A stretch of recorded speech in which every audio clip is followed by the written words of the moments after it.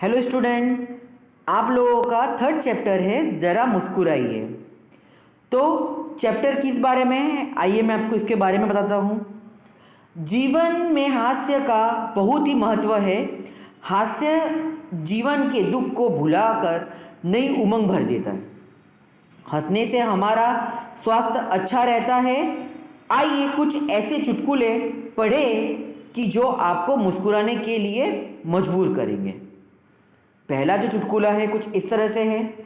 मालिक किराएदार से, तुम मुझे किराया क्यों नहीं देते? किराएदार, आपने ही तो कहा था इसे अपना ही घर समझना। यानी कि जो मालिक है उसने जब घर देते वक्त किराएदार को कहा था कि अपना घर समझ के रहना, तो वो उस चीज़ का बोल रहा है कि आपने तो कहा था कि अपना घर समझ के रहना, तो अपना घर है तो फिर हम किराया क्यों दें। उसी तरह से दूसरा चुटकुला है। सोनू का सिर फट गया, डॉक्टर सोनू से, यह कैसे हुआ? सोनू डॉक्टर से, मैं पत्थर से कील ठोक रहा था, एक आदमी ने मुझे कहा, गधे, कभी अपनी कभी खोपड़ी का भी इस्तेमाल कर लिया कर। यानी कहने का मतलब क्या तात्पर्य है कि उसने क्या है, कील में अपनी सरी फोड़ ली। तो कहने का ये इस तरह से कुछ चुटकुले हैं जो हमारे मन को हास्य यानी हंसाने का काम करती है।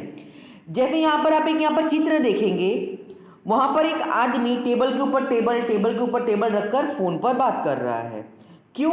क्योंकि सामने वाले व्यक्ति ने कहा है थोड़ा ऊंचा बोलो। तो वो कह रहा है सामने वाले व्यक्ति को, माफ़ करें अंकल, इससे ऊंचा होकर मैं नहीं बोल सकता। उसी तरह से और एक आप चित्र देख रहे हैं कि जहाँ पर लिखा है, डब्बू, इतिहास में तुम फेल क्यों हो गए? तो डब्बू कह रहा है, क्योंकि सभी प्रश्न उस समय के पूछे गए थे जब मैं पैदा नहीं हुआ था, इसीलिए वो फेल हो गया, जो अपनी मम्मी को कह रहा है। तो यहाँ पर आप देखेंगे कि तीसरा जो आपका चुटकुला है वो भी काफ़ी अच्छा है। मुन्ना, पापा, कल मैं रात में 1:30 बजे तक पढ़ाई की। पिता, शाबाश बेटे, लेकिन रात को 11 बजे के बाद तो सारे मोहल्ले की लाइट चली गई थी। मुन्ना, सच में मैं तो पढ़ने में इतना मग्न था कि मुझे पता ही नहीं चला।